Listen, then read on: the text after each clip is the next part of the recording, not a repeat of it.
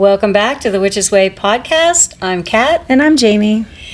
And you can find this podcast on Apple Music and Spotify. And we also put a recording of it on our YouTube channel, The New Witch Academy of Modern Magic, and on our website. So you can find all the links there. This week, we're going to be talking about rituals for renewal and how to cleanse negativity from your life. So, first question, what is negativity? Yeah, we got to define what we're talking about. What are we talking about? I resisted looking up, define negativity. Excuse me, I Googled it. Did you do? Oh my gosh. I actually Googled it. Before you read it, how would you explain negativity? I would have said, brought it really personal, it's this thing inside of me or inside of us. I mean, I don't know that I can define it outside of myself, like a really shitty attitude or just waking up on the wrong side of the bed or sort of having a negative outlook or a bad outlook toward a certain aspect of my life or people or whatever. Yeah. Sometimes I feel really negative about work. Yeah. Oh. About, going to work in the morning and stuff like that. Well, that's a good question. What do you feel negative about? Because I think I have negative feelings about things all the time that I don't ever change. I feel negative about driving. I wish I did not have to drive. I wish I could get rid of that in my life. Or I could get rid of everybody else on the road and then I just drive. Well, my negativity toward work is when I sit down to work, I'm starting to feel really lonely. It's over. Yeah. It's 5.5 years that I've been working remotely. I should start coming here to work every day. And it's such a solitude, so much solitude, and it's it's starting to feel really heavy. And so I have to turn something on, or we're going to talk about this later, but light a candle and try to change that energy around me. That's God, I really miss having people. I miss people. The social aspect. I do. Yeah. So. Yeah. But do you want to hear what Google has to say about how would you define negativity? For negativity, because I resisted that. Damn it. Well, one of us had to Google. I should have told her not to do that. No. Well, I was thinking, is there something besides a personal outlook? A feeling. Yeah, is there something besides that? Is it always a personal thing, or scientifically there's positive, negative, but we're not talking about that. No, not at all. And I think that I can feel negatively about something, but somebody else feels really positive about it. So it's definitely your outlook. It's definitely you. It starts with you, okay. I think. So let's see. Are you ready for me to read this? Not really, because then, I want to open the question of, all right, if we're talking about negativity and we've got our own feelings, how is a thing holding negativity? That energy, it gets stored in places. Oh, yeah. So it goes from we're a source of it to then that our energy source, which streams out of us all the time, it then gets collected into things, items, places, a whole fucking town. I think of Kansas City sometimes, I'm the big black hole of my life from back then or something like that. So then you assign it to that, but then sometimes it actually sticks. And what we think about, we bring about. So what is true for us is true for us. It's hard to change that. Absolutely. Okay, now Google can tell me the answer. No, wait, I want to go back and address the thing about that negativity transferring to things, and what came to my mind is about when we go and buy used things. Oh yeah, or when we get thrifted things stuff. Stuff, things that are, why do we want to sage those or leave them out in the sun to release whatever was imprinted on that, if you will, from the previous owners, because we don't know what it went through. Where, even when I moved into this house, we did a whole spell for clearing the energy, and we saged all the rooms. And so, it does become part of our environment and our possessions. We can literally, and it's one of the reasons we need to get rid of stuff, because we have all this clutter and crap. It's storing, if we've had a bad day, energies. It's storing that energy. Just like other mementos. Mementos? Mementos? Like things? Yeah, not momentums, because that's how fast we go. Other mementos, you grab and you're oh my God, it makes me so happy. I feel so happy.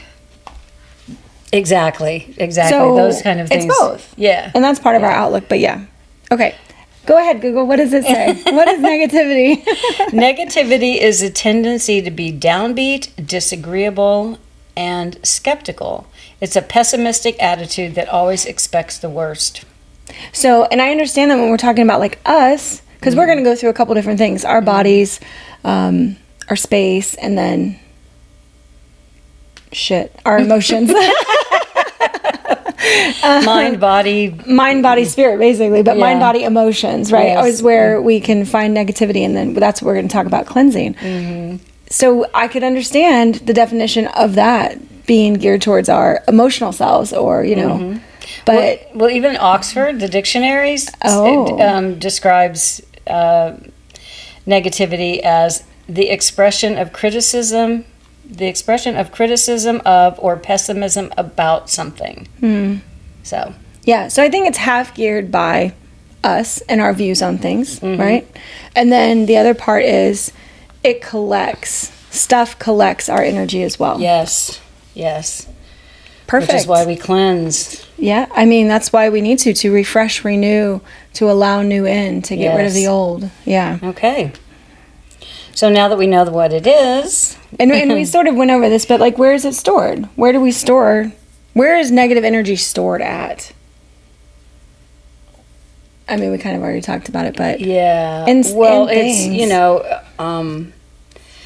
I mean, the emotional part of it is that it can stick with you, and that can become this pervasive outlook that you have toward life. So once you start being negative, you've met negative people who who they just never are happy. That makes me feel out of breath. I have to take a deep sigh when I think about that, because when I'm around people who are just constantly pessimistic, which is a word I used to use all the time, it drains me. Because I'm a naturally optimistic person. So when I'm around somebody who's really pessimistic, or everything's this negative view, or everything wants to be a fight, or it's some kind of shit, it's like, I feel drained. Absolutely. You know what? I get pissed off at myself when I'm pessimistic or negative. I'm like, what is the matter with you? Snap out of it, because I don't want to be that person whose energy drains other people's energy. Sure. So I've become, of course, much more aware of all of that in the last 5.5 years since I've been practicing on this journey of witchcraft journey and my spiritual evolution to my higher self. But I know there was times when I was pretty sour toward the world and toward people because of the experiences that I had. Yeah. And I probably really didn't have a good thing to say much of the time. Right. And laughing was, I can think of periods of time. I wasn't, not like I stayed like that for a long time, although, I don't know, people who knew me at certain times in my life might disagree with that statement. But I had children, so I always found joy, and there was always aspects of my life where I could find joy. But so much life was so difficult during certain periods of my life where it was hard not to be pessimistic. Right, because it just felt like you could never catch a break. Exactly. Yeah, I know that feeling exactly. So now that we know what it is. Well, and I think about where negative energy is stored in our bodies. This is weight for me. Like, I've stored weight on my body because of the negative shit that has happened to me. And my weight is a barrier to getting too much attention. Because, attention... It's a shield. It's a shield, yeah. And so, pessimism can be seen as that too. It's like, I don't want anybody getting into my space. Yeah. So I'm just going to put up this pessimistic attitude where nobody likes me, and then I don't have to deal with people. Yeah. And because I've been hurt too many times, or I've been used, abused, and all of, just like you lost faith in the world or the way that things should. Like, you just don't believe that things can get better because you're like, I haven't seen the evidence of that. Yeah. So it's that sort of self-fulfilling prophecy kind of thing. You're like, the world is shit, so the world is going to be shit then. Yeah. Well, you kind of help create it that way. I can see circumstances where people really turn that way because they're like, why is this happening to me? Why did I lose a child? Why did my child die? Why did God do this to me, or the world do this to me? And moving on from things like that, and not just getting mired in the loss and the pain of it, and then really having a pessimistic attitude toward life and the purpose of life, and the whys and all of that. I remember there was something that I read one time. It's like, why does God let things happen like child abuse and animals being abused? Why does that stuff go on in the world? And this is way off topic, but I can understand with people who are in those situations how it would be really, really hard to turn it around and find the good in the world and the good in you and the good in other people when you see a lot of when you're going through to a lot. Yeah, somebody that was in Ian had written on a Facebook post, it's like, it's been 2 years since Ian, well, I guess this is 2 years, maybe it was a year since Ian, and we're still living in a trailer, and they were, you know, naturally really bummed and like pessimistic about their outlook. Like, why is this happening? Why am I having to go through this? It was in a witch group. They wanted an answer as to why, and I don't know that there are answers, because sometimes we're just challenged with these situations. Well, now I feel like I have to answer that, because we actually had one of our members reach out to me and ask me personally, you know, Jamie, I've gone through some really hard stuff, and, you know, I lost my entire house. I lost everything in it in a house fire, and, you know, what is the purpose of that? Like, she's still trying to seek purpose, and she's older, you know, probably in her 50s, 60s, so, you know, it's like, everyone was okay, but everything she owned was just gone, starting from absolute zero. How do you move from that space and not hold such a, almost like a grudge against the world? Like, how dare you take all of that from me, right? Because I don't know how it started. I don't know if it was like an arson, an accident. I have no idea what caused it. Yeah. But my answer to her was, we are given experiences like that sometimes just to remember to be grateful for what we didn't lose. Like, when it strips you to the absolute bare minimum, because I've been in this place before where I just thought my life was falling apart, and it's like, what do I have to be grateful for? And it was hard for me to find it. So I had to turn to, like, I had to look at the worst parts of the world. Well, number one, I am free. Okay, so I'm part of a free country. I can do things. There is assistance. There are programs out there. That's not the answer that I fucking wanted, right? Like, I wanted things to be fixed back the way they were. But there's that. My body can get up and move. All of my limbs work. I have all of those. I have my mental faculties. I can speak. I can hear. I can see. You know, I'm not, like, I can get food. So I started thinking about all the ways that I am surviving. Maybe I'm not thriving, but I'm surviving. And I'm like, you know what? If I'm surviving, I can get to the thriving part. But I have to reflect and be like, what can I learn from this that makes me truly grateful for what I have? And sometimes it's just the smallest things. Like, if you didn't lose your spouse in that fire, fuck, be grateful for that. I don't, like, wake up every day going, all right, we lost everything. We're starting from zero. How are we going to rebuild this life to be even better? How are we going to go? Because what changes would we make? Yeah, like, I've thought about it with us losing our entire house, like where Tony and I live, and we got married there, and like everything is there. I've unpacked for the first time in my life. You know, I don't have any boxes packed up of shit. And it's like, if I lose stuff, the anxiety that came with that, because I always had like a safe place, and I was always on the move, so I never had to worry too much. You know, I had a thought when you were telling the story about the member follower who asked about that, like, I've lost my house. I just had this vision of all of these. We've just gone through a hurricane. This is going to air in a couple of weeks, so the hurricane will have been 2 weeks ago. Yeah, 2 weeks back.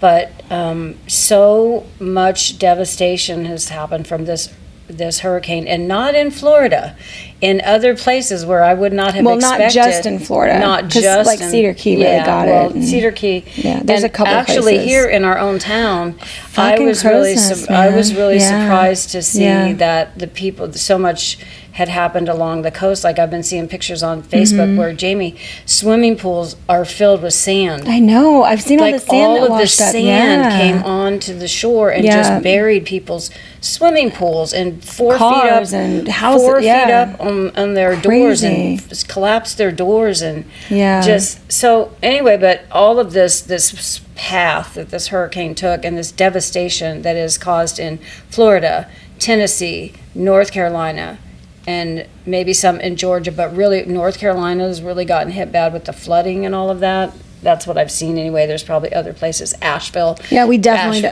Asheville, North Carolina. North Carolina just washed away. And I was thinking about how much negativity has to be, just like this whole huge group of people who were like, everything's gone. Yeah. Why the fuck did this happen? Right. What am I going to do now? Yeah. And how do they move forward from that? And when you think about all of those people feeling that way, it's like, whoa. Yeah. The weight of that is... It's a lot. Because it's the why me question, right? Like, why, I didn't deserve this. And sometimes we want to make the negative and positives equal out, right? And that's not... That's human nature, I think, isn't it? And Libras and Virgos, yes. Those are... Yes. No, it's shitty when it happens. And coming to terms with it is even harder. And I think that you find support through community and the people who are trying to do good. You know, as much as I wanted to go out and be a looky-loo of the damage, I didn't go anywhere. And I live so close to the jetty, but I was like, I'm not going there. I'm not going to get in the way of people trying to help, because I don't have anything to offer right now. Like, I'm busy with my own stuff. So I thought the exact same thing. Yeah. I have not gone down. I didn't go down and look at, no. I read a post where somebody was like, yeah, tourists out here, so I think it was in North Carolina, one of these towns where the water's flowing down the middle of the street, and tourists are there taking pictures like, oh, look at that. And people's lives, this is their livelihood. Yeah, people's lives are being destroyed with the flowing water and changed. And oh my gosh, it's very heavy to think about. But anyway, well, this is part of it. So we encounter these really heavy situations, and now do we store this in our bodies? Do we hang on to this anxiety, you know? Because it's in situations like this where you have the bad experience related to a word and a thing, you know? Like, we used to live in Kansas, so tornadoes, it's like I can remember how that felt, the anticipation of like, what if it hits us? You know, what do we do? When do we run? Waiting for the sirens. Oh my gosh, watching the sky. I mean, just know it. You're like, watching fuck, any the sky, moment. And tornadoes seconds. Are erratic, so they don't go in a straight. Not like hurricanes. You got like a whole week while it mosey on up here. You're just like, all right. Yeah, you're just watching it. Like, you see it coming. You're like, yeah. We watched that thing for like, I watched it for 3 days, meandering through, or just like really, truly moseying through. Yeah. It was very slow. Yeah, well, it was at like 12 miles an hour. And they're like, then when it got to 22 miles, it's moving very rapidly. I was like, really? Because when I'm going 22 miles an hour, I feel like I'm in a dead stop. So, but just the progression of it. Yeah, well, so, you know, here we're like, I'm watching the sky, because now I know, as I see because we're on the bands of, when you're on the outer bands are here, you're seeing the sky change, and you're like, oh yeah, there's the clouds. You know, that's the edge of it, right? Mm-hmm. So I was anticipating, I was checking I had a weather thing that I was checking, Google Earth that I was watching. It was like, and it was nerve-wracking because when is it going to get here? You know, when's it going to get here? Will it change path? You know, the projections. I don't trust weather people as far as you can throw them. Like, it's always wrong here in Florida. It's like today. No, but you can watch the satellite and see it for yourself. Yeah. So I trust that. It's just that. You just have to like. Although it was on a direct hit for Tallahassee, and then it sort of moved to the east, and it didn't hit Tallahassee directly. So. Okay. Well, that's just what's on our mind, I guess, right now, because we just came out of that. We did. A couple days ago. We did, yeah. And there's a lot of people who who were suffering and have a lot of rebuilding to do. And there's people in that Casey Key, which is a little island, I guess, right? A barrier island out. Like our Casey Key? Yeah, Casey Key. Casey Key is an island up north. I think that's the name of it. No, we're off Casey Key. But, I mean, there could be another one. Yeah, and this barrier island, everything's basically wiped out. And this is, one guy was saying, this is the third hurricane in like 18 months or something like that, where it's been devastated. And these people are going to rebuild again. I'm like, when are you going to stop? When are you going to... That's one option, right? When are you going to not? Maybe they can't not. Maybe they have to, because I own this plot of land and I have to do something with it. I have to pay for it. I have a mortgage on it or whatever. I don't have a choice but to stay here. So I don't know. So anyway, that was a lot about how we're feeling, you know, and how probably a lot of people are feeling about this hurricane. That well, and I think that this brings up a great point that we talk about is when we engage in the behaviors that spread or reinforce the negative feelings. Like right now, we're talking about some sad shit, some stuff that happened. It's like we're reinforcing that, and anybody who's listening right now is like they're feeling that devastation too. So just by our actions, our thoughts, and what we then say and we spread, we're either spreading negativity or we can try to spread like hope or joy or whatever. That's why sometimes I just shut the fuck up and don't say anything, because I'm like, I don't have a positive thing to say about this, and I don't want to to do the chatting about it that makes me feel more depressed about the world. I will literally not engage in conversations that are going to weigh heavy on me. Like with animals being killed or hurt or abused or all that shit, I just can't. I'm like, nope. I know my limits. So that's, for me, I have to set a limit for myself. Like, I'm not going to go and be a part of that. That's the reason I can't watch, like, there's so many documentaries about murders and this, that, and the other thing, like on Netflix. Like, there's so many, right? And I don't want to be exposed to it. No, that's me. I cut myself off a long time ago. Yeah. So we've got things like negative thinking, the negative emotions, the negative energies that come out of us and stick to other stuff. You know, negative relationships and where they actually take place in, where these words are exchanged between people of, you know, toxic or negative relationships. And then, of course, we have our own self-sabotage, which is a form of something that we do to ourselves that's negative, but it's kind of like that self-fulfilling prophecy where we don't believe we can do good, so we actually do things that help us not do good. You know, like when you get to a certain level and you're like, oh, I've got this great job, but then you just start feeling really unmotivated, undeserving, and that all goes back to self-worth, is why we self-sabotage, because we don't believe that we deserve the positive things. So we're going to get into talking about like a renewal and a reset for all of this. If you have been really hanging on to or feeling the negativity of the world, because I think that if you look for it, you will find it. That is a major problem with like the social media stuff, is if you accidentally watch something that's negative, fuck, does it feed you more shit that's like that. And I was like, ooh, no, I don't want to watch anything negative, because then it finds you more. It's like, talk about the law of attraction. One clip's gonna bring you like days worth of sadness. Absolutely.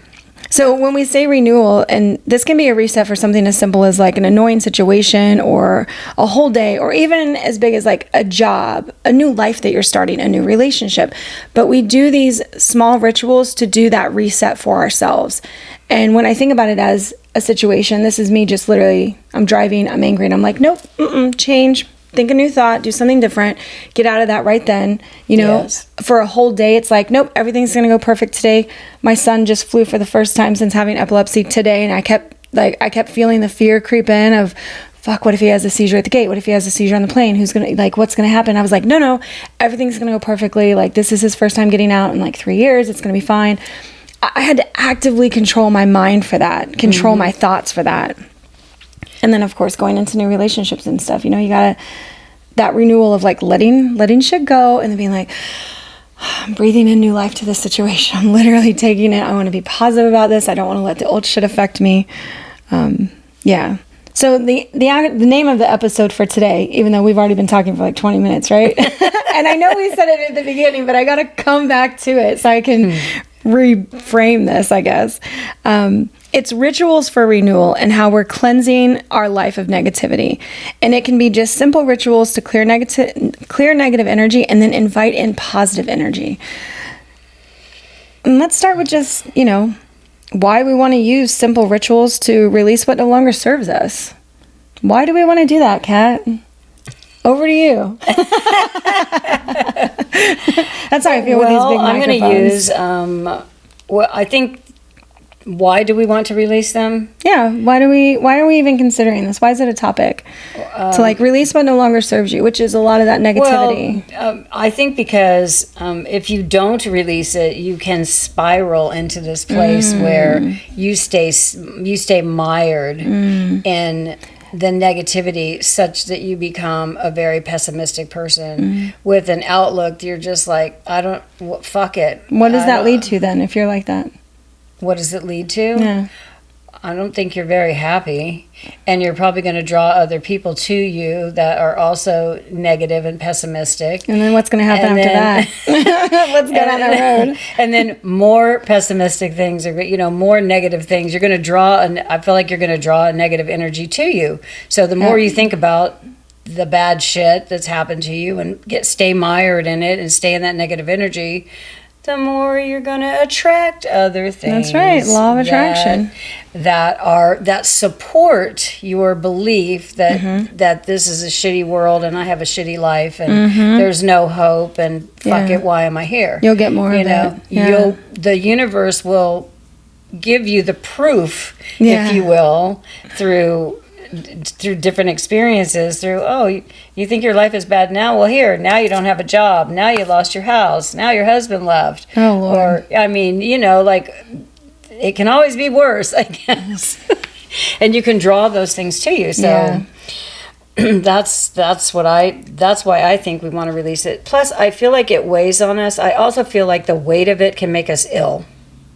Yeah, they talk about dis-ease, disease is like the more stress and anxiety and depression you have, the easier it is for you to get sick. Your immune system's cancer. weakened. Yeah, like it's a cascading thing that just or so you can become ill, which is just a whole nother.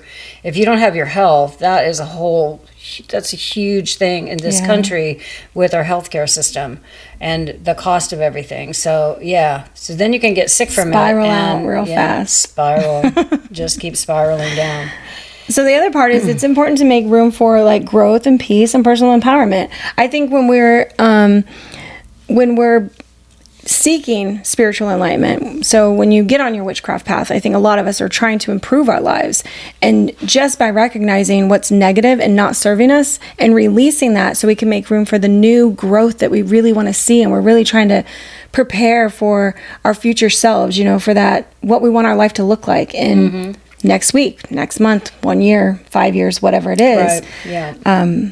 That's how I think about releasing negative. I was like, if I want new experiences, I can't stay the same. I've got to release stuff. Things have got to go to make way for new. Absolutely. Yeah. Yeah.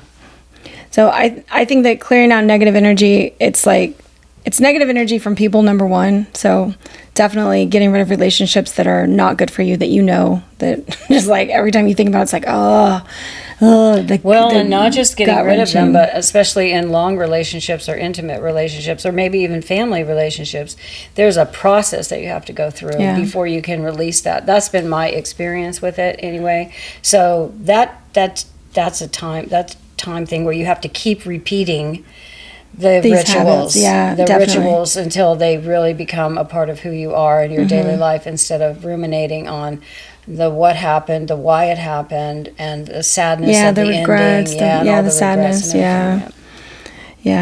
I like to ask myself when I have things or I'm trying to get rid of stuff, either way, whether I'm bringing something into my life or I'm trying to get rid of it, I like to ask myself, what does this look like in my future? Like, do I bring this with me in my future? Do I see this in my future? How's it useful there, or is this thing the opposite and I'm struggling to drag it along, which, I think of my bad friendship that I had for 10 years and I let it go once, and then 3 years later I let it back in, and then it was even worse than the first time for me, because I was already changed. I was already 3 years I was 3 years removed from all of that shit, and when it came back in, I was just like, oh my God, so much. You just did not even have the energy for any of that shit. And I knew very quickly, I was like, this is not going to work. I cannot be this person's savior. I cannot be their everything, because it would take all of my energy.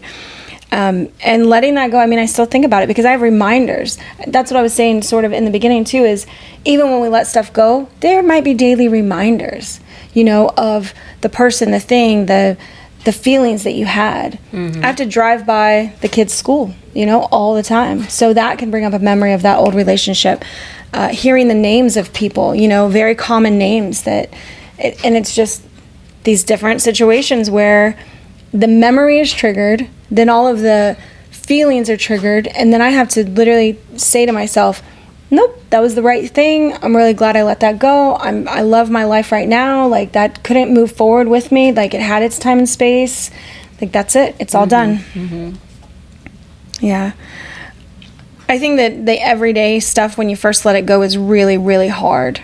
And then over time, it just gets easier. Like, you don't think of it as often. You don't feel as sad about it, when you're actively trying to let it go and tell yourself, this was the right decision. I'm glad I did it. Moving on is what I really want for myself, no matter the sadness or the regrets or like thinking about the fucking waste of time that you put into people. Don't go down that. I know. We've talked about it before, but that's where you get caught up in it. Oh my gosh. Yes. And this is where negative habits can actually draw you back into bad relationships, because you start feeling like you start making excuses and going, I just can't shake this person, so there must be something there. you know, and you let that negativity take a hold of you, and like, no, it's so strong, like I can't shake them, I can't stop thinking about them, there must be something there, I must try to fix it, I'm gonna go back again, I'm gonna keep trying. Yes. Was that a sigh of understanding? Yes, that was a sigh of 15 years of doing that thing, you know. I've seen it with other people, I've seen it with myself, and it's not easy, but that's why we, you know, the rituals that we're going to talk about next are the things that we can do every time that shit comes up for us. It's like you have to have something to replace the behavior, to switch, to go from you're over here in this negative place and the emotions and the thinking about it to now, oop, I recognize it, I'm going to go right over here and I'm going to do this thing. So every time I think about my, you know, ex-best friend and all the bullshit she put me through and, you know, all of that, I'm gonna go over here and I'm gonna, you know, maybe light a candle, get sage out, listen to music, like turn it off in my head, because we're in control of our thoughts, but we don't really realize that. Our thoughts will run us if we let them. Mm-hmm. Yeah, I know I'm babbling a lot, huh? No, you're not. You're not babbling, because you're making some really good points. And I was thinking about how, you know, with my last relationship, like I'm finally at the point where I can say I don't love him anymore. But that doesn't mean that there aren't triggers that come up that make me, give me this like ping or something. It's like something like pings my soul or whatever. That, right. You know, because this person held such a place in my life for such a long time. Yeah. And, you know, what I do now is when that comes up, I think about, gosh, look at the life that I've made since then. Look what I've done since then. And I'm, you know what? And I'm happy and I'm content. Yeah. And I didn't feel happy and content for a really long time. Yeah. And so I remind myself of that, even when there's sometimes this little pang of like, something will happen. I don't know. I might see something on Facebook that triggers a memory. And, you know, there were good times. I mean, I loved him and... Yeah. But I can't focus on that because the end result was there was a lot of pain and a lot of suffering that I went through. So I just remind myself, like, look at me now. Yeah, look at me now. Look at me now. Look at this great life I have, and I'm so happy. I'm with look what I'm doing. Look at all the things that I've done. And it's like, oh, man. And then that little feeling, whatever that was, this triggers, like, pff, it disappears like a cloud of smoke.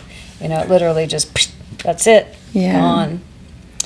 So now we're going to talk about the 3 areas of cleansing. So I tried to break this down into something that was a little easier for you to digest and think about as you go through creating rituals for yourself or listening to some of the ones that we've thought up for you. But the 3 areas that you can cleanse are, number 1, your space. Oh my gosh, decluttering and getting rid of old shit and broken shit and stuff that doesn't make you happy is such a freeing experience. I could have a whole podcast just for that. I swear. Yes, like absolutely. I would be a professional organizer if I cared enough to. Mm-hmm. No, I think I would get into the weeds too much with that. Yeah. So it's your space, it's your body. Like when we take care of ourselves, when we move our body, when we, you know, physically cleanse it with different rituals like in a shower or a tub. I don't take baths. I know ritual baths are a big witchy thing, but I'm more of a shower person. I really like the running water over me rather than sitting in it. Mm-hmm. Just personal preference. Mm-hmm. And then your mind, which I think should be number 1, but we're doing it last because we talk about it all the time. Like how much how important our mind is for controlling our habits and sort of being like in control of ourselves. Mm-hmm. So moving right into space, like cleansing your space. So I can't even tell you the amount of, probably in pounds, of stuff that I've hauled out of my house this year. I've gone through closets, I've gone through drawers. I've just started trying to get rid of things because I could feel the weight of it. I was starting to really feel the weight of it, and I'm like, why is that stuff up there on that top shelf? It's been there since I moved in here 5 years ago. 5 years, yeah. I've never touched it. Not touching it. Mm-hmm. So what I started doing, I pulled it down, I pulled everything off shelves, I went through it, I'm like, don't need it. And as I'm getting rid of, oh gosh, look what I paid for that. So this is the thing I go through, right? Mm-hmm. And I think we maybe all do. All of us. Oh, I paid $70 for this comforter, or I paid for the, whatever. For me, it always comes back to like, what did I invest in it, and then what is it? So it's hard for me to make that break of like letting go of that thing when I spent good money on it. I have to tell myself that what's the value of it right now to me, and what am I going to do with it? Yeah. But more importantly, it's like, what could someone else do with it that actually needs Turning it around like that is so beautiful, though, right? Because I think that when we're thinking about ourselves, we're like, oh, I might need it. Oh, help me, save me. But when you're like, oh, this could be used for somebody else, you're like, oh, I love helping people. I want to give that to them. Yes. I feel like that's an easier way to let stuff go. It is absolutely an easier way to let stuff go. And so what happened when I started thinking like that is like, just think of this is going to look great on somebody else's bed. Someone else is going to be able to wear this dress that I've never worn, or look at all these shoes that I'm donating. They're in really good condition. Some woman who's looking for a job may be able to use these shoes as she goes interviews and as stuff, she goes out for an interview. You know, it's like this might end up these shoes may take somebody to a place they've never been to That's before. so cool. Yeah. So I think when we're trying to get rid of stuff, if we think thoughts like that as we're going through our things, and if you're really uncomfortable, this is what I did. Okay, so I had a closet full of like some warmer coats and clothes that I haven't really worn here, but I was not prepared to get rid of them, because what if I take a trip back to Kansas City where it's cold, or what if I go visit somewhere that's cold? I might need these things, right? So I put them into a suitcase out in the garage, and I put them out in the garage, and I made a date. It was like, if these are still here in a year and I have not gotten into these, I'm going to give them away, because one of the coats that I had, I bought it at a thrift store. I can buy another coat at a thrift store if I go somewhere cold, because I don't live where you need coats. Not really. Maybe a hoodie, but not really coats. Not really coats. And your environment is so important to your mental health and how you feel about yourself. Like, you think about spaces that you walk into of other people's houses. How do those spaces make you feel? You know, like, that's how I relate my own house sometimes, because we host a lot there. And I'm like, how will somebody feel walking in here? How do I feel walking in here? Your house is light and love all over the place. Well, like, and seriously, it's very airy, and I don't have a lot of stuff out. You know, I really try to. Minimalist was what I thought I was gonna be, and then when I did my office, and I just I went heavy with dark cottage witch, everything. Inch of space is something. I needed to feel all of those things. So when I walk in there, it's this vibe for me now, and I love it. And it is decor, but it's like things I've made, and you know, so it's just so different. It's not like, oh, I went to the store and bought all these things and put them up on my wall, and in 5 years, my taste is gonna change. It's not like that. So decorating for me was always minimalist, because you fucking change your mind too much. Okay, I like this year, but I remember when I first got out of the Navy and I decided I was going to do a red and black kitchen, because I'd lived in Japan so long, like these were the normal colors of stuff. So finding that in America was a little harder. Like a red and black kitchen. I know. Listen, my God. With the whole Japanese theme and everything, like I couldn't break away from. I lived in Japan for 4 years. Is that even appetizing, or do you? What? It's terrible for you. It's actually horrible. The color combination is so bad.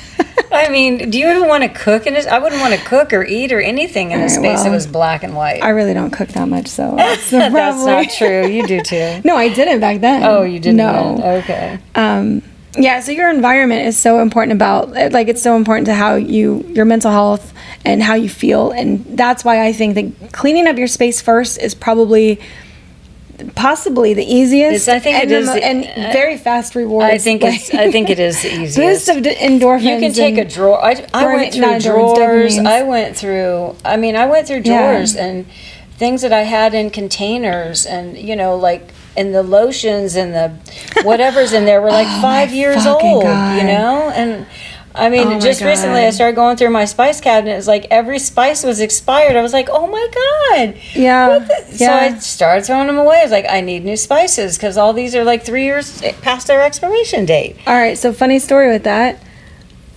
My mindset has changed so much from this, but a long time ago, my lack mindset and things that are free, hold on to them. One day you might need them. That whole shit. I was like that.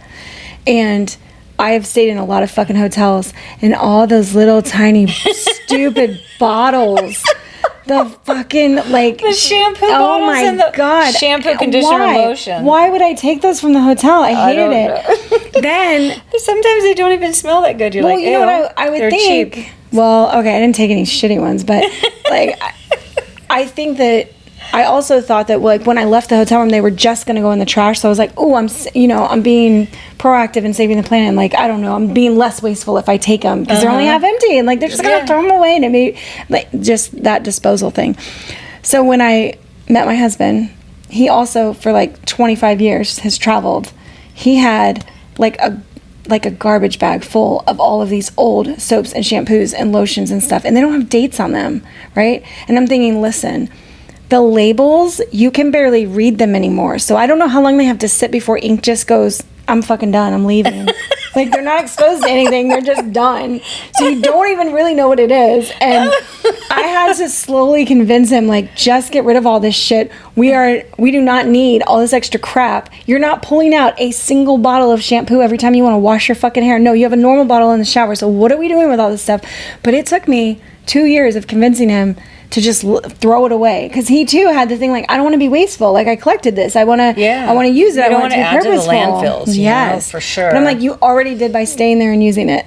Like, it's already done. I knew. I had a coworker, and he traveled all the time for work. And he would collect all the shampoo bottles and soaps and stuff, and then he would donate them to, because he was in Texas, so he would donate them to like shelters and things like that. And I've made like bags of things that I could give to a homeless person if I saw them, that especially females, because females have certain needs. We have needs. You know, we got needs. And then I would never come across a homeless female to give them to, and they would be in my car till the label started fading, and I was like, gosh, oh man, you know, I just don't know. I'm not around in an area where there's that many homeless people. But you have good intentions, right? And I think that we get caught up in the good intentions. I had good intentions. When does that good intention expire? You know, there's got to be an expiry date for those things. Well, I guess the point is, like, if you can't find a use for the things that you're saving, then what are you saving it for? You're just cluttering up your space. You're collecting junk. Truly. Yeah. You're hoarding at that point. You're kind of hoarding. You're gonna be. Your family's going to call that A&E show of hoarders, possibly, and you need to be really careful. No, it's probably not going to get that bad. But I think that in the witchcraft space, you know, for us, like there is a huge emphasis on the materials that we all need to practice witchcraft. And that's what I have found a lot when talking to other witches, is that they have a lot of supplies but never used them. Yep. And I try to discourage people from buying things right away. I was like, don't do that. And don't buy all the little samplers and cheap stuff. Like, if you want a big piece of labradorite, go pay $75 for this beautiful giant piece that you love, that you can literally a huge handful of it and touch it. Yeah. I didn't buy big stones because I traveled so much and I moved all the time. Like, that's a lot of weight in rocks. You know how they say, like, what do you have in your suitcase? Bricks? I'm like, maybe. Like, pretty much. A bunch of amethyst. But stones. It's earth. It's earth rocks. So there's also all of the books and the tools and the things. And early on in my craft, I got really used to, I use this, I tried it, I want to give it away now, you know? So I try to practice that on a every year thing. Like, if I have to buy, I'll buy stones in bulk. Okay, I do that because it's a better deal. But then I'll like set up to where I'm like, and I have 6 to give away to friends, and like I'll make a little thing for them, and then that feels really great. So I've got the 4 stones I needed and these 6 other ones, because they're in like a 10-pack. I'm like, I plan to give them away to people as gifts.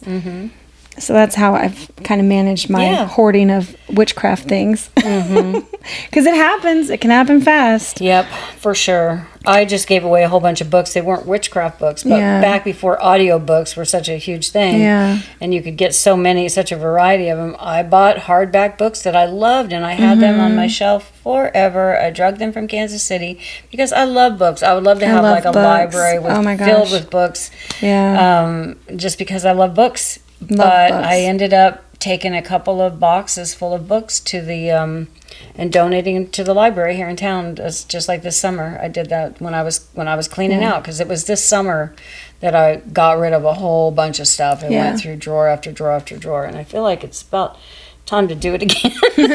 It happens, right? It seems like more things are out. I'm like, what is all this stuff? You know, clutter really has a bad.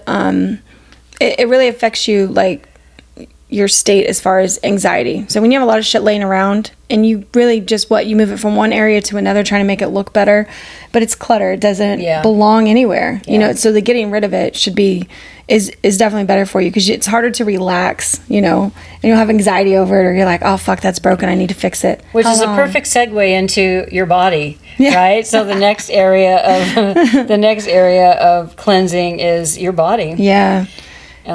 So So all of this stuff that you have around you ends up impacting how you feel and your emotional state and the weight. You feel like this weight, and you may not recognize it, but let's say you walk into your bedroom and you've always got a basket of clothes that needs to be folded and put away, or your bed's never made. I'm finding this with myself. If my room is messy and I've got clothes, like just stuff, I'll stack up books. And this is what happens. Things goes into my room and they sit on a table or something like that, and then it takes me 2 weeks to put them away. Oh my gosh.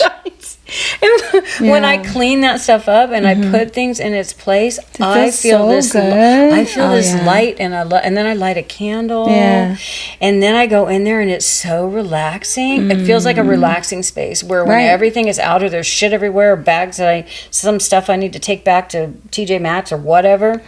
I'll just You're hitting on all my points right now. Yeah, exactly. Then I'll go in there and I'll feel it's like, and when I look at it, I'm like, oh my God, I have to deal with that, right? Yeah. Like then that becomes a thing that causes me stress. It's a fucking to-do list item. It's a fucking to-do list item. And this is how it affects your body. This is the stress that you get under, and why you go grab snacks and sit on the couch and veg out, because you're like, I'm fucking overworked by all this shit I have to take care of at my house. Yeah. So, there's different ways. Of course, if the what's going on with your body doesn't necessarily have to do with things that you have in your house, say you're decluttered, but you have just negative feelings about things. There's different, you can use the elements. Which I love that. Always going back to the elements to care for yourself. Especially as a witch.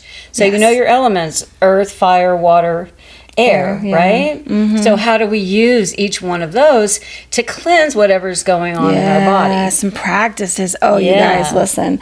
Okay. And I actually thought of this when I was writing it. We're doing we're doing activities for the fall session on our lives on YouTube. Mm-hmm. And so we're doing a craft of some kind every every live. I was going to say episode, every live. Yeah, for each live that we're doing.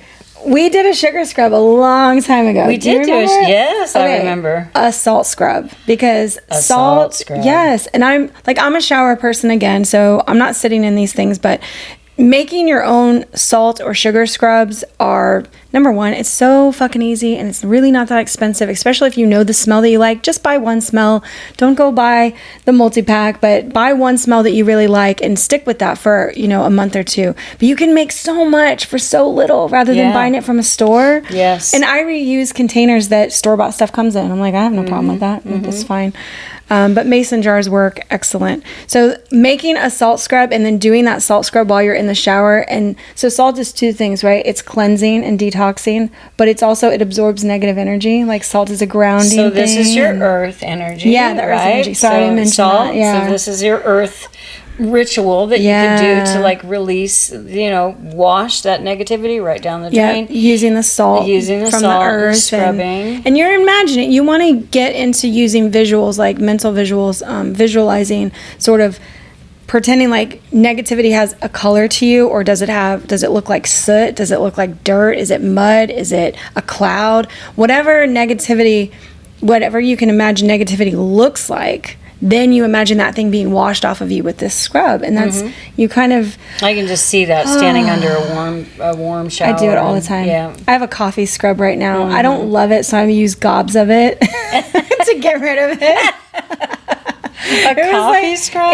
Did you buy it or make it? It was a free gift when I bought some crystals. And I'm like, okay. And it's from a reputable company, and I'm like, okay. What don't you like about it? Number one, it's really hard. Like, I'm used to the scrubs where if it's a salt or a sugar scrub, you just, it kind of comes out chunky, liquidy. Yeah. This is like ice cream, but not cold, right? It's like I dig my nails into it and scratch along the surface, and then it breaks up in clumps. It's like it's not smooth. It's not like a butter kind of thing, which I feel like it should be. It should be. It's hard. That doesn't sound very pleasurable. It smells great. There's little coffee grounds in it and stuff. So I just have to rinse off the bottom of my shower afterwards because it looks like I pooped in there or something. It's kind of weird because it's brown. I'm like, what the hell? It's not like dark brown like dirt. It's like that light brown like out of a diaper. Like that's what I remember. Or dirt from your yard. No, because that dirt's like dark, right? It's like the dark, rich soil. But this is like a light mocha Let's switch subjects. I don't want to think about that. So I don't like it, but that's why I'm like, I need to make some salt scrub or a sugar scrub that I do like. Don't make coffee salt scrub. Well, there's probably good ones, but this just wasn't a good one. I don't like it. So our next element, fire.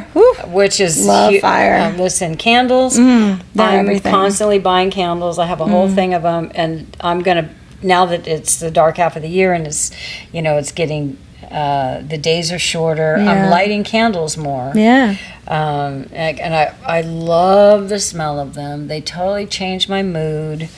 But also you can sit with candles and so first of all, not just to restrict it to candles, because if you have a chimenea or a fireplace or something like that, if you're lucky enough, burning real wood. Oh man, the smell. We burn candle wicks mostly, but burning real wood. The smell of wood burning in a chimenea or a fireplace. Sitting with the fire. I love the crackle and watching the fire change and stuff. And the warmth of it, especially if you're in a place that if it's a cool time of year, it's no wonder houses in Florida don't have fireplaces, because when the heck is it warm enough? Some do, but not very many. Not many, no. I had a fireplace in Kansas City, and I like to use it. I would buy wood, and it would be on my front porch, and then I'd bring it in from the snow and set it by the fireplace so I could use it. It was lovely. That's cold weather of you. Yes, it's so cold weather.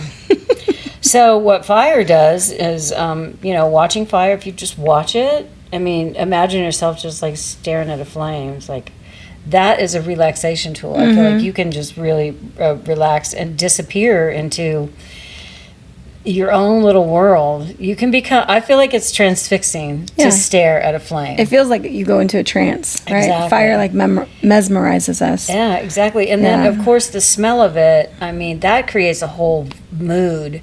And for me, the scent of candles really elevates and makes me...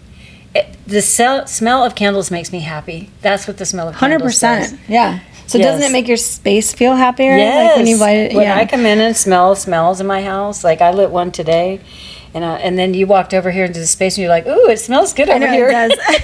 From the one in your office, and we're only like 20 feet apart, but the office smells different than the living room area right now. And it's like, it's fall over here. It's springtime in your office. Well, from that, going into the element of air and doing smoke cleansings, which could be any kind of herb bundle, but even from a bonfire, if you've got, that kind of smoke. And I like to think of the smoke cleansing as as the smoke is going around us, it's literally lifting off and taking any negativity with, from us up into the air. So you're envisioning that when you do that. Yeah. You use a lot of visualization. I'm a Pisces. I'm always in my mind. I love that. I love that. I create the imagery in my head of what's really happening, and that's what allows me to feel the feels, feel all the feelings. And you know what? As a Scorpio, you know what's happening to me? I'm breathing it in, and it's getting inside of my body, and it's going deep inside of my body, and it's like filling, it's like going through my blood system, and that's how I'm absorbing it. So it's interesting that as our two signs, how we use those how we think of it. How we think of it, because I think of it going inside and sort of like getting in all the nooks and crannies and getting rid of the shit that I don't want. Well, so I did read today, so this was something that I just found randomly, that I already knew this about water. When we're around running water, which water is our next one, that has running or moving water has negative ions in it, and they're really good for us. Well, our space, when it has positive ions in it, the smoke actually changes that. So a negative atmosphere actually has positive ions, which sounds fucking ridiculous. This is why science is hard, because it's never straightforward. Well, that's like polarity. When you think about polarity, it's the same thing. You're like, huh? That seems the opposite of what it should be. Right. But so it reduces positive ions bad? Make you feel bad. It's almost like creating a pressure system in your head. Like it's too much pressure. Whereas when we have negative ions around us, it releases. It makes you feel better. So smoke cleansings in your house, because you're not going to really have a waterfall go through here, right? But smoke cleansings in your house, that reduces the number of positive ions I'm not saying that it changes them to negative ions, because it didn't say that, but it reduces positive ions, which actually make us feel like we've got headaches or stuffy. And can you believe that? Wow. The smoke changes it to feel better. And this is why we sage ourselves. Yeah, this is why it feels good afterwards, where you feel like, a little bit of that weight has been lifted. So and you maybe feel that was, airy. when we saged the house, I think about when we went room to room and corner to corner, saging the whole house. You're lifting off the bullshit of the last. So is negative energy then positive ions, or could it be described that way? You could. Negative physical energy, right? Like not your emotional stuff, but in your space. It's actually in the environment, in the environment. Yeah. So there's the science behind it. Where why do we feel good when we walk through the forest? Why do we feel good when we're sitting on the beach? Well, there's part of that like the actual environment is better for our mood than when we're stuck in a house or in an airplane or driving in a car. I just had a wonderful memory of Jamie and I at the beach 2 or 3 weeks ago. Oh yeah. And for our business meeting, of course. In the middle of the day on a work day. Yeah, the beach is a midway point for us, so we can meet there and have our meeting. So we got to the beach and there was a storm rolling in, and we were in the water. So of course we were already experiencing the negative ions of the water. The negative ions, yeah. And then we got blessed with rain showers. Yeah. And so then we were getting the rain. And it was so cool. It was just sitting in the water with like these sprinkles coming over us, and there was no thunder or lightning. There was no thunder or lightning. Yeah, so we it were was safe. Off in the distance. It was very high, and we were watching as the storm in the distance, like, it was out in the coast, and then it was rolling north towards Sarasota, and we could see, like, further up the beach, 3 miles or so, we could see the sand, in the air, kicking up and stuff. It was really cool. But the feeling of being in the water with rain coming down on us, it was magical. That was magical. It's magical. It truly was. I love being in my pool when it's raining. I just love it. The sound of it, just everything that's going on. It's so awesome. Water is, and if you don't have an ocean, the shower is a wonderful thing. Showers. Or a pool. Moving water is good. Even listening to water on apps is good, because it still changes it. It's still something that it invokes the other senses, and the moving water naturally produces the negative ions in the air, which actually it improves our oxygen intake, and that's part of why the science behind it makes us feel better, is like, we're getting more oxygen, we're getting high, we're getting happy, right? People get high if they have more oxygen than you get. Is that a thing? I forget. Well, I don't know about it's high, but it's a perfect segue from water to your mind. Yeah. Because you're talking about changing how you feel in your mind and what's going on in your head, because how can you be in a bad mood when you're in the ocean and it's raining on you, or you're in your pool and it's such a magical space. I mean, that's going to change how you think, and then subsequently how you feel. Yes. Yeah. So we went through like the negativity in your space. We went through, the negativity that's in our bodies and how we can sort of change that. And now it's onto our mind, which is truly the controller. The control center. The control center of all of our emotions, how we feel about things and what we're doing. So this is the most important and the most overlooked. I always say that. Witchcraft is never about like, oh man, you need to really focus on your mind. And no. If we could just change our minds, we could change our lives. And that's literally a thing that... Yeah. Joe Dispenza says, and other authors have written about. I have another book, like this little 100-page book that's about changing your mind and changing your life. Yeah. Because it's true that it all starts in your head. It is the control center for everything. It controls how you experience things. Two people can go through the exact same experience, and one could think that it was really shitty and bad and terrible, and the other one could go, that was so great, I loved it, I had such a good time. And it's all about the perspective and perception. So that's all controlled in the mind, what we're seeing and feeling all the time. So we've said it 1,000 times, we'll probably say it 1,000 more. Reflection journaling is one of the best ways to really understand what's going on in your mind and get the things out that need to come out. And I love what you wrote that you're going to go over in a little bit, but it's like, it's so true for being able to release your negative emotions. If you don't have a therapist, if you don't want to talk to anybody about it, journaling it, putting it down somewhere, even if you don't even keep it, get it on paper, burn it, throw it away. It doesn't matter what you do with it, but like getting it out of your head and onto something else and think of it as a brain dump. So just getting all the shit out of your head, like onto the paper.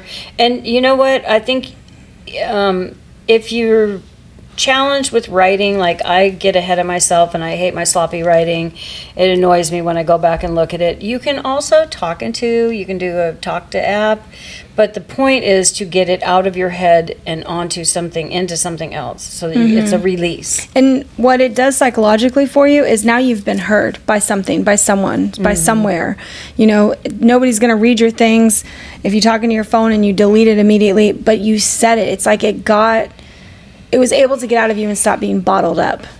A lot of times people think therapy, you know, you're going in there and somebody's going to solve your problem for you, but that's not actually what happens in therapy. More so, you end up talking about your shit, and then you figure your shit out while you're talking about your shit, and the therapist is just like, I'm glad I could facilitate that for you, you know? Like, they're there to provide you with prompts, have you explore your thoughts more deeply, but they're not there to solve your problem and go, oh, here's what you need to do, here's the 3 steps to fix your life. No, you're going to do that by uncovering what you're upset about, what you're thinking, where your mindset is, you know, where this all stems from, and going back and back and back. And if we really wanted to label this, it would be shadow work in the deeper, darker side of it. Yeah. We're trying to do lighter things today, where it's just like, just change your mood today. You know, just focus on the little things that you can do. We're actually going to give you some specifics on how to do that here in a few minutes, I think. Yeah. Moving your body is really good. Like, if you need to change your mood, move your body, get up, move around, do something, anything, fucking just get up and move. That allows us to re-engage all of our other senses and get out of our head. So when we talk about grounding or centering yourself as a witchcraft practice, a lot of that is about getting out of your head and into your physical body and being present. And that's when you start moving, you can't disconnect those two. You're going to become more aware of like where you're at, what you're doing, and what's happening outside of your head, which helps. If you have ever cleaned your house because you were upset Mom, and like, don't call me out. And no, like, you know, in a rage, like gone through your house cleaning, and while you're talking to yourself, cleaning, yes, rage cleaning, or just cleaning because you're stressed out. Then that is the experience that you're talking about. That is where move your body. That you're transferring that from. You're doing something physical that helps you release that negativity. I would say the last one that I've used for a long time, because I've suffered from anxiety since I was very young, writing things down before bed. That became a ritual for me for probably 10 years, because I wouldn't be able to sleep. And I knew it was because my brain was always on. I was always thinking about all the things and the doing. So writing my little list down at night, and sometimes I didn't even look at it in the morning. It's not like, here's what I'm going to do tomorrow. But getting shit out of my head and onto paper before I went to bed was one that seriously saved me throughout my 20s. Wow. Yep. It was a huge one. You know, another thing you can do is unplug yourself from social media. Fuck yes, please. Stop scrolling. Put your phone down. Put your phone somewhere else so that you can, because if we always have it with us, which we tend to do, in our back pocket, we're like carrying it in our bra or something. We're like carrying it around because we feel like we can't. What if somebody calls me? What if somebody texts? What if somebody needs me? Yes. All that kind of stuff. No. You know what? Put it in your bedroom on a charger and then leave it, and then go do something else as a way to disconnect from that, because there is, first of all, it can help you just relax your mind. Plus, with social media, it's hard not to see stuff and then go deeper, you know, because you're like, oh, look at that, or somebody wrote something, and then you have to read all the comments about it. And, you know, it's not only is it a time suck, it's a mind suck. And, you know, the emotions that it can bring up, the negative emotions, there's not a lot of good. It's not all bad. It's not all bad. Depending on who you follow and what you do. Yeah. You know, there's positive things. But just disconnecting from the digital world, because that's, I feel like that's energy that's drained from us when we sit there with our face in our phones and we're just scrolling. And I'm guilty of this. I'm going to admit it right here. I will do this, and then I finally put my phone down and I was like, stop. Just go take the dog for a walk. Yeah, go move your body, right? Yep. Go move your body. So sometimes we don't even know why Wait, did we move that? No. Sometimes we don't even know why we're going to move on to the next topic. Okay. Yeah. So,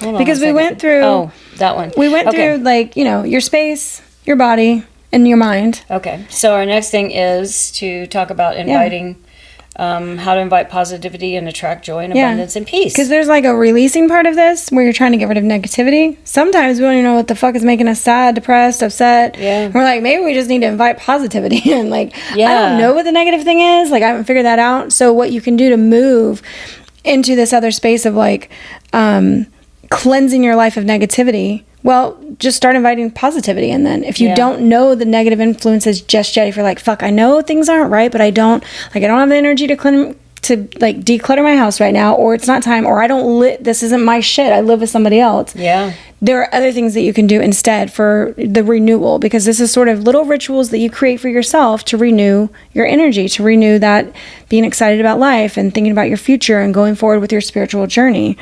Which, by the way, all that type of thought processes is bringing in that energy toward you. So if you can focus on the positive and the future instead of being mired in especially the past, because we tend to dwell there a lot of times. We think about the experiences that we've had. Yeah. And a lot of times we will think about the ones that are unresolved. So if we haven't processed through the emotions, it's like that shit still comes up. Your brain's like, hey, solve this, do something about it. So some of the things we can do, we can use crystals, we can use affirmations, and then gratitude Any gratitude practices, There's so many great ones online. They have whole websites dedicated to gratitude practices, which can also include affirmations and stuff like that. But the prompts that you get, I like going on there every once in a while and just seeing like, ooh, what are some writing prompts for, like, feeling grateful, and listing out in your day, what are you grateful for? When I first started doing my gratitude practices, this was probably in my early 30s. I'm 44 now, so 15 years ago. I literally just said the most basic things. I was like, I'm grateful that I can run. I'm grateful that I can express myself. I'm grateful that I don't have any debilitating diseases. Like, I'm grateful for my health. So I made it about just my physical body, because outside of that, there wasn't anything. Like, I'm grateful that my kid is, healthy, but outside of that, like, my life wasn't going well, so I wasn't like, I'm grateful for my job, I'm grateful for my friends. Like, I didn't have any of that. So I had to just focus on what I truly held, that was like, this is good for me right now. That's the gratitude stuff, the gratitude practices for me, which was speaking them out loud. Like, I used to just say that, like, I'm so grateful for this, so I'm so grateful for that. I haven't heard of this crystal that you mentioned. Can you tell us about that? Lepidolite. I don't say it like that. That's how I read it. Okay. I just call it lepidite. Okay. Which I'm missing a whole syllable is in that there. The green one? It's the purple one. No. The purple one. It's the purple one that kind of looks like it looks like malachite in a way. Okay. And it's very shimmery. Like, you turn it. Okay. And I think I have a piece of that. Yeah. It looks like amethyst, kind of. It's purple like that, but it doesn't form the crystalline structure that an amethyst would as a quartz. But so this stone actually contains lithium, which we know that people who take lithium, like, it makes you happy. It's the happy drug. That's a drug. Yeah. So it actually contains lithium. So carrying it on you, being around it, like, that's part of the energy of it. So I would like to spell this for you guys, because I don't know that I've seen it written before, but if you're looking for this particular crystal that contains lithium, which is known as a mood stabilizer, this is the spelling of it. It's LEPIDOLITE. Yeah. And it's pronounced Lepidolite. No, okay. I say lapidite, but like I said, I was wondering if you spelled it wrong, but lepidolite. So it can. Did I say it wrong? No, you did. You said you wonder if I spelled it wrong. I was like, no, I made sure I looked it up.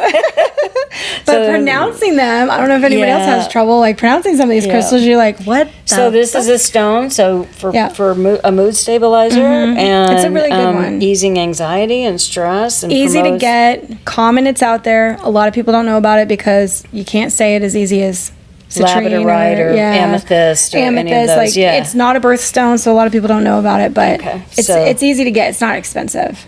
Okay. Yeah. Of course, always herbs. We always can use herbs. Oh my and gosh. then herbs and smells. So herbs and smells kind of go together. And colors. You know, listen, what color makes you happy? What color is a mood. All colors are a different mood. Yeah. If you go out in a red dress, how do you feel? If you go out in a black dress, how do you feel? A white dress, a blue dress, a pink dress. I just saw an article, why does everyone wear black? And I didn't read the article, but I thought that was interesting. Like, is everyone wearing black? Are they? Where are they at? I don't know. I need to go back and find the article to find out why everyone's wearing black. Yeah. Probably because it's simple. You know, I mean, it makes a really streamlined, monochromatic. You can do anything with black. You don't have to fucking match patterns. You don't have to match patterns. You don't have to do anything. But for witches, it's protection. It's protection from me. It is protection from everything. So that is my, like, I think about a light being around me, but also my dark clothing makes me feel protected. That's just how I get. So we're going to wrap this up by, did I hit all the points you wanted to hit on there? Yeah. Okay. I think so. So we're going to wrap this up by saying, sometimes we don't even know why we're feeling negative or depressed or sad or just unmotivated with life. And I feel like this is a really good time when you wake up on the wrong and you're just like, I'm pissed off today. You know, I don't even know why. I'm just so pissed off. I'm going to encourage you to sit down with a pen and paper and just write, I am so pissed off today. And then whatever the feelings come out about that, just write a paragraph about it, or as much as you want, maybe 2 pages about why you're pissed off if you can pinpoint it. But sometimes we don't know. We just wake up sad and melancholy and like, what is that? This is a really good time to grab that journal and start writing some things down. So once you do that, once you get it out of you, because that's helpful to get it out of you, then you can go about your day and maybe try to use some of the practices that we've talked about today, like light a candle, take a shower with the intention of washing this negativity away. Go outside in your bare feet or get in nature, take a walk, move, turn on some music and find a vibe. Put on some clothes that make you have a vibe, with the colors that make you vibe, that have a vibe for you. Take a nap. If you're feeling it, fuck yes, I feel that in my soul. Close the blinds in your room or the curtains in your room. Make it dark. Yeah. Take a rest. And you know what? Sometimes you might need to have a cry. Have a cry. Put on a sad song. If you're just feeling that emotion that you just need something to get out of you, let it out. Cry. Watch a sad movie. I've done that before. Yeah, watch a. Oh my God! I'm gonna watch a movie that makes me cry. I'm just gonna let this happen. I don't even know why. Lay in bed and watch a sad movie and have a cry. Yeah. And then once that mood has passed, then go back to your journal and write down the thing that you did to get you out of that, because the mood's going to pass. Yeah. It's going to pass whether you do something about it or whether you don't. But I think the helpful thing for us as witches is to figure out when we get in these state of minds where we're like depressed or sad or angry or just feeling hopeless or whatever that negative feeling is, if we can take the time to journal about this, and then we can do a witchy practice. We can find a practice that we enjoy, that we love. You had some that you had some go-tos for years, didn't you? Like go-to practices that you always did. That's what I still have, because I create new ones as I let other ones go. It's whatever feels right during that time of my life, and we evolve, so they change. But rituals are a way to make us feel like we're more in control of the situation, rather than it's just happening to us. Yeah. So then once you've done the thing, then go back and write about that, and write about what you did and how it, how it was helpful, how it helped you, or if it wasn't helpful. Maybe you tried a couple things. Maybe it took a few things to get you out of the mood, out of that particular mood. Yeah.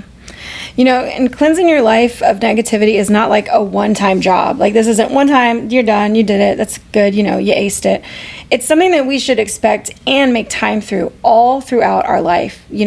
I like timing it with this time of the year. I like letting shit go in the fall. I like letting shit go in the spring. Those are the 2 times when I really focus on it's shifting, so make time for it. The ritual part of it means that we're scheduling it into our lives. We're constantly evolving, and what serves us today might not serve us in 2 years. And that's okay. I remember when we first started our YouTube channel and our meetup and stuff, I used to tell people, hey, don't feel like you got to stick it through with us forever. Like, we are a stepping stone, as it should be for everybody. You'll learn stuff from us, and then it'll lead you to something else, and then you'll learn from that, and it'll lead you to something else. It's rare that you stick with the same thing the entire time, a practice, a people's, a learning, a book. Once you read the book, you're like, all right, I learned everything I could from that. You got to let it go. That's why we're always buying new books, right? Just don't be afraid to let things go once you've learned what you can from them. I think that's the biggest thing. Rituals can help you let that go. Yeah. And with that, we're going to wrap up the podcast for this week, and we will see you next week. All right. Thanks for being with us. Bye.